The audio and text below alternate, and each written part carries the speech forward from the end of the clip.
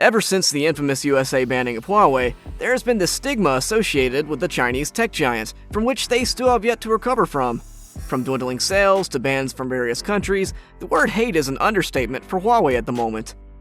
If that piqued your curiosity, then you're in luck, because today we're going to talk about why Huawei is hated so much. Without further ado, let's begin.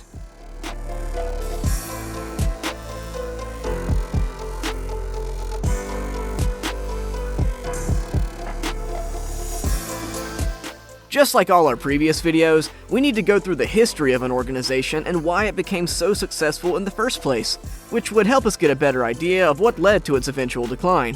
So let's discuss now the history of the once globally popular tech giant. The idea for a Chinese telecommunications company started all the way back in the 1980s and the 90s. During the time, China was still a predominantly developing country, and thus was trying to modernize most of its sectors to compete with the West. During the time, companies such as Apple and Samsung were just starting to dominate the telecommunications industry, and China wanted to compete with them with a company of their own.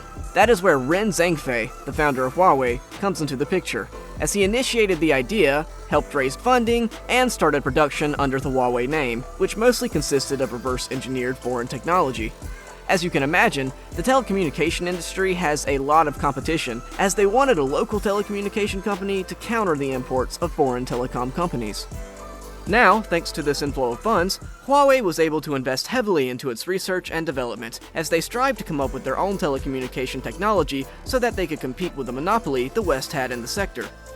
Slowly, they limited their dependence on foreign reverse-engineered products and started their own independent commercialization of PBX switches in 1990, focusing on hotels and small businesses, with over 600 research and development personnel working for it. As you can see, they have slowly settled themselves as one of the fastest-growing companies in China. Huawei's first breakthrough was not the smartphone, as many people have imagined. It was the CNC-08 program control telephone switch that they introduced in 1993. It was unquestionably the most potent switch then offered in China. The company gained market share by initially operating in small towns and rural areas and emphasizing service and customization. Slowly, they made a name for themselves throughout China. However, by far the biggest factor which solidified its status in China was in 1996, when the Chinese government made it clear that it would favor local telecom manufacturers such as Huawei while limiting access to global rivals. Huawei established itself as the most recognized and popular telecom company after both the military and the government held the company as a national champion. Thus, in the 90s, merely some years after it was founded, Huawei had become a household name throughout the country. Now that they solidified their hold on the Chinese telecom industry, the next step was foreign expansion. Remember when I said that Huawei did not want to straightaway roll out its products to match the Western market, as they knew they would be doomed to fail? Thus, they relied heavily on research and development before they ventured into the foreign market. It all started in 1997, when they got the contract to fix line network-related products to the company Hutchison Whampoa, which was based in Hong Kong. Slowly, they diversified into other countries as they continued to broaden their target audience so that they could connect with a lot of people from foreign countries. Later, they signed a joint venture with another company, and together helped the venture, known as H3C, to be worth millions. Later, Huawei sold its share for $882 million. You can imagine at this point, everyone knew Huawei was going to be the next big thing. This upward trajectory of sales and business moves kept on going, which helped them become more financially stable, as well as more popular and well-known throughout the world.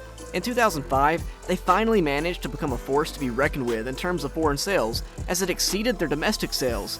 This showed that their previous business moves were bearing fruit, and they were slowly cementing their spot in the telecommunications industry. You might think at this point that Huawei had done it and did not need any more business deals or expansion. However, this was not the case. In 2005, they continued to make major leaps as they had deals and agreements signed with Vodafone, British Telecom, and the 21st Century Network. Moreover, in 2007, they signed agreements with Symantec Corporation, which sought to offer comprehensive solutions for network data protection and storage. In early 2008, they continued this foreign dominance and joined hands with Australian carrier Optus. Similarly, in 2010, they continued this momentum and as a result, were included in the Global Fortune 500 due to their annual sales of a staggering $21.8 billion. Now that's one amazing feat, considering this is a relatively new company when compared to old companies like Apple and Samsung. In the early 2010s, Huawei continued to expand even further after setting up new headquarters in Reading, Berkshire, and even in Dublin, Ireland, as it aimed to connect even more people to its products. Utilizing the Internet of Things, also known as IoT, cloud computing, big data, and other next-generation information and communications technology, Huawei created a narrowband IoT city-aware network in September 2017. Such was their commitment to being the best that the company aspires to be one of the top 5 cloud players in the world in the near future.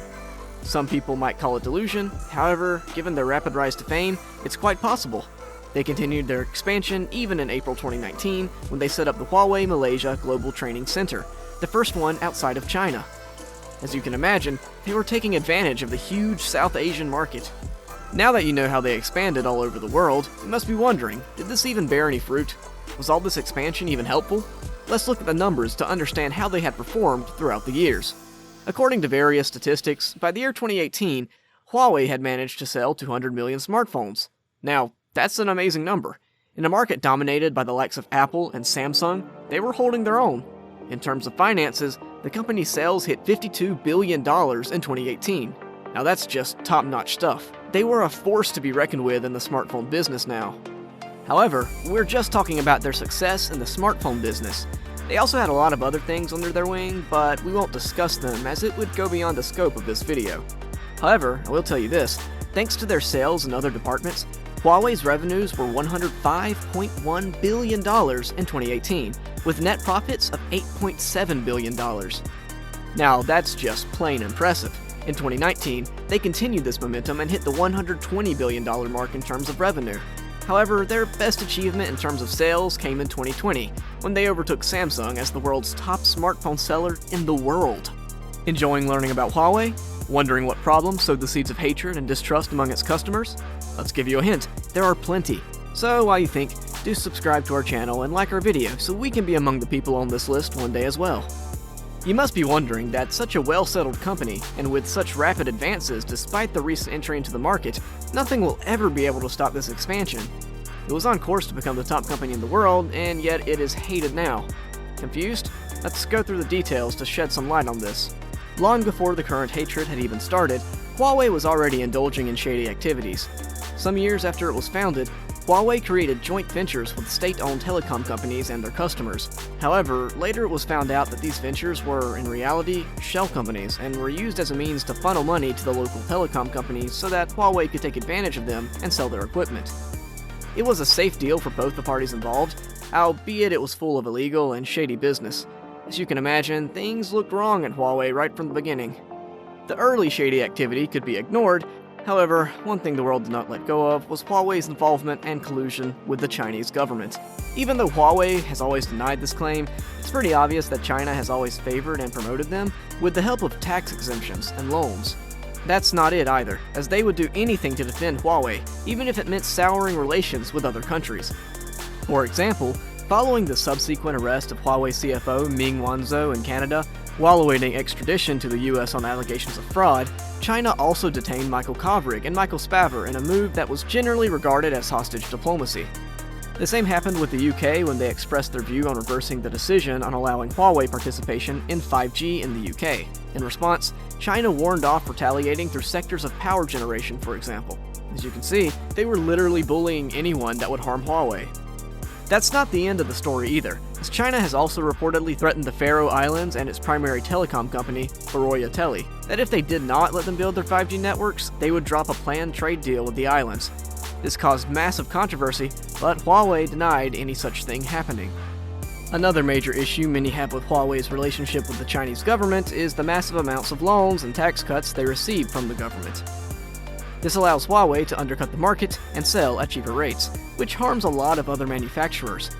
Many have claimed Huawei's quality-to-price ratio has distorted markets all over the world, and while others cannot sell at this price, Huawei can manage to do it because of the loans and tax cuts. Even when an investigation was launched, Huawei offered to give the complainant an astounding $50 million+ to withdraw the complaint, such as the financial backing of Huawei. Due to Chinese authoritarian law, it's almost impossible for companies to refuse to work with Chinese intelligence. As you can imagine, this can result in a major privacy issue because many people use Huawei products all over the world. Thus, Huawei has a lot of data due to this, and since it is in the hands of the Chinese government, they can use it to spy on rival countries from the West, especially the United States. In regard to the Chinese influence on the telecom company, they stated that the state wants to use Huawei, and it can use it if it wants. Everyone has to listen to the state. Every person. Every company and every individual, and you can't talk about it. You can't say you don't like it. That's just China. That is not just the end of the story, as many experts have predicted that there seems to be a strong relationship between Huawei, Chinese intelligence, and the Chinese army. They also predict that the three work in unison. Huawei's espionage activities are not just limited to their own country. Officials in countries like Uganda and Zambia have admitted that they coordinated with Huawei to spy on political enemies. This clearly shows the length Huawei will go to expand itself in different places on Earth. They have literally blurred the lines between being optimistic and hardworking and indulging themselves in illegal activities. Affiliations with North Korea. We all know that North Korea has strict international sanctions and is largely cut off from the rest of the world due to its wild and random antics. Every company knows that they cannot work with North Korea or else they'll receive severe backlash, which would most probably result in irreparable damage to the company. However, despite this, Huawei allegedly worked with the North Korean government and secretly helped them develop their wireless network.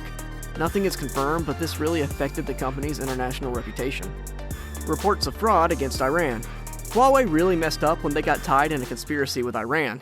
It all occurred through Ming Wanzhou, who was the CFO of Huawei and Skycom, which was an Iranian telecom importer. At the time, the US had sanctioned Iran for various goods, which included US technology goods.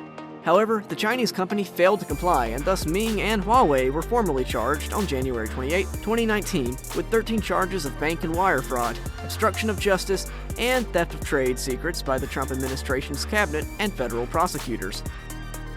As you can imagine, this resulted in a lot of public backlashes globally. Ever since the Iran issue, there was a lot of enmity between the US and Huawei. As you can imagine, the US already was on the alert of Huawei's shady business activities, and thus, the National Defense Authorization Act for fiscal year 2019 was passed into law in August 2018, and it included a clause that forbade the use of Huawei and ZTE equipment by the US federal government due to security concerns. Now, this came out of nowhere, and naturally, Huawei contested this decision, saying that the act specially targeted Huawei and did not give any explanation as to why it did, nor gave Huawei time to come up with a chance to refute this claim. Later, the US extended the ban to include products that were being supplied to Huawei as raw materials, such as semiconductors and etc. Slowly, Huawei was being erased from the United States. Yes, these bans really affected Huawei, but due to the nature of these, the most harmful factor was the publicity it got. Now people all over the world start to distrust Huawei. Not surprisingly, Huawei sales dropped, and thus they lost millions. However, that was not the end, as in November of 2020, the US forbid the ownership of shares in organizations that the US Department of Defense has identified as having ties to the People's Liberation Army, including Huawei, by an American firm or person. Now, this was the killer blow, as this not only cut off Huawei from the United States, it also publicly stated on a large scale about Huawei's ties with the Chinese government. This further grew the hate for Huawei all over the world. All of the aforementioned factors played a huge role in the recent rise in hatred towards Huawei. The company is still trying to come back, but it seems like it will never reach the heights it once had in the world. So, what's your opinion regarding Huawei and its products? Have you had any problems using them? Have you used them at all? Let us know in the comments below if you want to watch any more of our amazing videos, and stay tuned.